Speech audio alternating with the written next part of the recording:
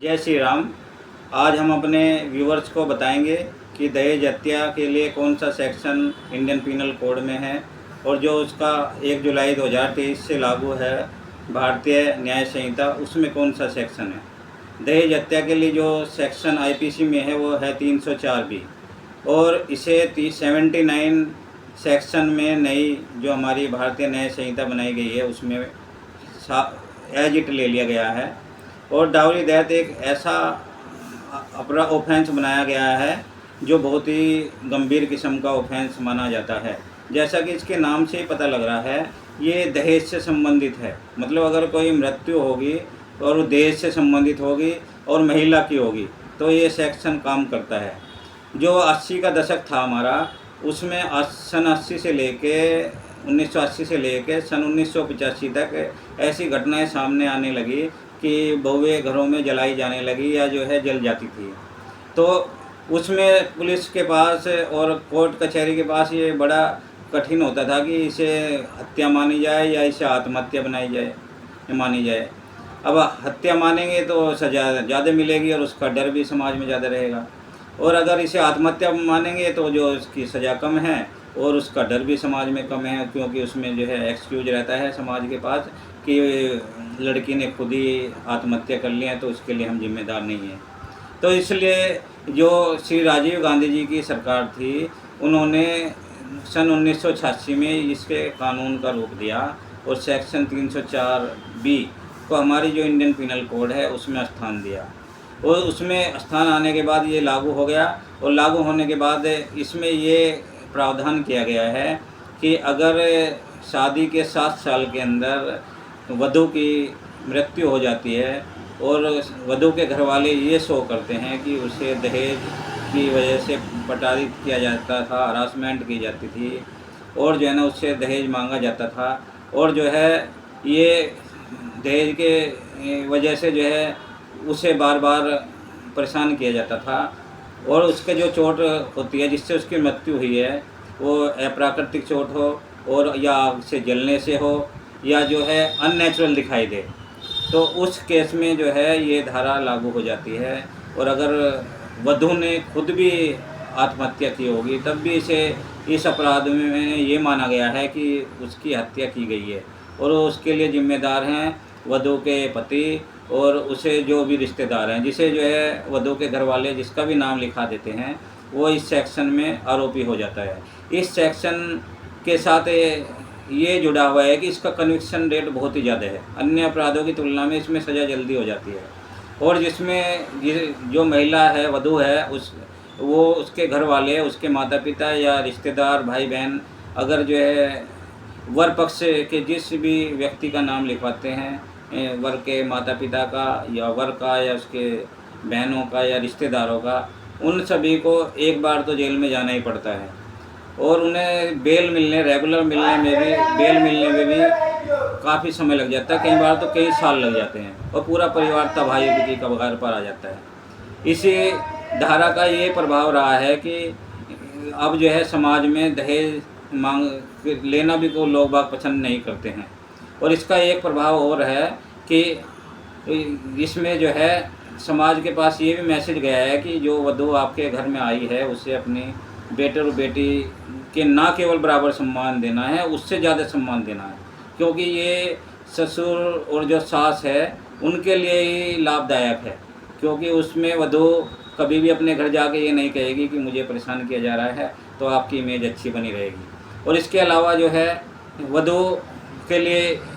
वधू को अक्सर जो है वधू के घर वाले क्या करते हैं, उनसे कह देते हैं भाई आपकी शादी हो गई है, ये तो हमारी जो परंपराएं हैं पुरानी, जिन्हें आप कह सकते हैं कि ये सड़ी गली परंपराएं थी, उसमें ये कहा जाता था कि अब तो भाई इसकी शादी कर दी, अब इसकी जो है वहाँ से अर्थ ही आई थी। तो अगर जो है लड़की किसी कारणवश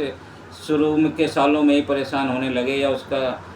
ससुराल वाले ठीक ना हो, अपराधी किस्म के व्यक्ति हों, तो उनके साथ वो कैसे निभाएगी। उस स्थिति में उसे ये लगता है कई बार जब इस तरह की बातें सामने आती हैं कि उसके घर वाले उसे एक्सेप्ट नहीं करेंगे, तो वो सोचती है कि इससे तो अच्छा है कि मैं जो है सुसाइड ही कर लूँ। तो इस तरह की जो सुसाइड की प्रवृत्ति लड़कियों में आने लगी थी, उसे रोकने के लिए भी इस धारा को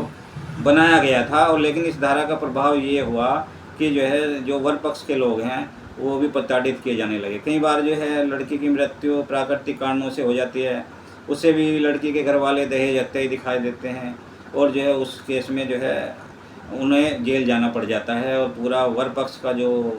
परिवार है वो तबाह हो जाता है, बर्बाद हो जाता है। इसके लिए एक उपाय जो सभी समाज के लोगों के लिए एज एन एडवोकेट मैं बताना चाहूँगा कि आप जो है जब लड़की वाले आपको दहेज या कोई दान दें तो उन्हें मना करें कि हमें कोई दहेज की ज़रूरत नहीं है, हमारे लिए तो आपकी लड़की ही दहेज है। और अगर वो जो है दहेज देने की फिर भी कोशिश करते हैं तो उनसे लिखवा लें,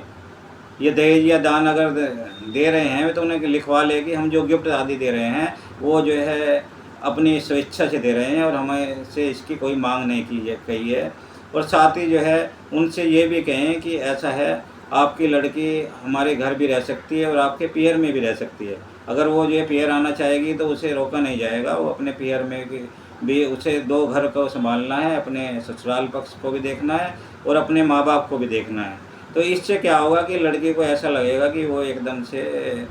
पराया धन नहीं है, और जो उसके दिमाग में ये बैठा दिया जाता है कि लड़की पराया धन है, वो भी उसके दिमाग से हट जाएगा। और इसके अलावा लड़की पर अपनी मर्जी ना थोपे। अगर आपको लगता है कि लड़की का जीवन उसके ससुराल में सुरक्षित नहीं है तो उसे अपने घर पे बुला लें। और अगर बहुत ही ज़्यादा लगता है कि जो वर है वो अपराधी प्रवृत्ति का है और बहुत ही नैतिकता के रूप से गिरा हुआ है, तो ऐसे व्यक्ति से उसका तलाक करा दें। जान है तो जान है, कम से कम जो है आपकी लड़की की जान तो बचेगी। इसीलिए मैं कहना चाहूँगा कि जो इसके अलावा इसमें जो प्रिजम्पशन है, जो भारतीय आपका साक्ष्य अधिनियम है, उसमें सेक्शन 18 में दी गई है, सेक्शन 118 में दी गई है, जो पहले इंडियन एविडेंस में सेक्शन 113B में थी। इसमें प्रिजम्पशन ये है कि अगर शादी के 7 साल के अंदर वधू की मृत्यु होती है तो ये मान लिया जाता है कि उसके घर वाले जिसका भी नाम लिखवाएंगे, वधू का पति, उसके वधू के माँ बाप और वर के माँ बाप और उसके अन्य रिश्तेदार, उन सबको आरोपी माना जाएगा और उन्हें ये कोर्ट में सिद्ध करना पड़ेगा कि वो आरोपी नहीं है और जो वधू की मृत्यु हुई है वो प्राकृतिक रूप से हुई है और उसमें उनका कोई भी रोल नहीं रहा है, और जो कि कोर्ट कचहरी में साबित करना बहुत ही कठिन काम होता है। और ये भी है कि जो हमारी भारतीय न्यायपालिका है उसमें जो प्रक्रिया है वो बहुत ही कछुए की चाल से चलती है। तो इस तरह से अगर कोई वधू पक्ष वाले वर पक्ष को परेशान करना चाहें तो वो इस आरोप में परेशान कर सकते हैं, यदि उनकी बेटी ने ससुराल में 7 साल के अंदर उसकी मृत्यु हो गई हो या उसने आत्महत्या कर ली हो, तब भी जो है वर पक्ष के लोग इसमें बहुत बुरी तरह से परेशान हो सकते हैं। आपने देखा भी होगा आस पड़ोस में कि इस धारा में कई बार जो है पूरे परिवार को ही जेल भेज दिया जाता है और उसके बाद उनकी कानूनी कार्यवाही लंबी चलती है और जिसमें पूरा परिवार एक तरह से तबाही हो जाती है उनकी और उनके काम धंधे छूट जाते हैं। तो मेरा यही कहना है कि जो है कि दहेज का कभी भी सपोर्ट ना करें और वधू को वो अधिकार दें जो आप अपने बेटे को देते हैं। और हमारे संस्कारों में ही वधू को ये सिखाएं कि भाई बेटा, जो कठिन परिस्थितियाँ उनका आपको सामना करना है, न कि उससे दूर भागना है। मन जो कठिन काम है वो करना ही जीवन है। आसान काम तो कोई भी कर लेगा, मरना कितना आसान है आपको पता ही है, समुद्र में कोई कूद जाए उसे कौन बचा लेगा। लेकिन जो है कठिन काम ये है कि किसी कारणवश आपके सामने कठिनाई आई, अपने उस कठिनाई के बाद भी सोल्यूशन निकाला और अपने जीवन को जिया, अपनी जिम्मेदारियों को पूरा किया, अपने माँ बाप की सेवा की, अपने समाज की सेवा की, अपने राष्ट्र की देशभक्ति की। ये जीवन का नाम है, आत्महत्या जीवन का नाम नहीं है। इसलिए जो है मेरा यही कहना है कि इस धारा से सभी माँ बाप को बचना चाहिए। धन्यवाद।